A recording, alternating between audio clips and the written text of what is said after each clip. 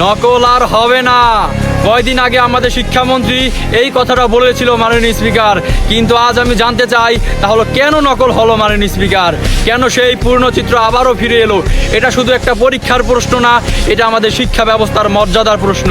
যে শিক্ষা ব্যবস্থা একটা জাতির ভবিষ্যৎ গড়ে, সেখানে যদি নকলের মতো লজ্জাজনক ঘটনা ঘটে, তাহলে আমরা কোন ভবিষ্যতের স্বপ্ন দেখছি মাননীয় স্পিকার?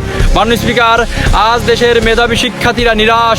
যে ছাত্র রাত জেগে পরিশ্রম করে, সে যখন দেখে পাশের বেঞ্চে বসে কেউ অবলনীয় লক্ষণ করে, তখন তার মন ভেঙে যায়, তার স্বপ্ন ভেঙে যায়। আমি জিজ্ঞাসা করতে চাই, এই ব্যর্থতার দায় কে নেবে? শুধু কি মাঠ পর্যায়ের শিক্ষকরা, নাকি এই ব্যর্থতার দায় নিতে হবে মন্ত্রণালয়কেও?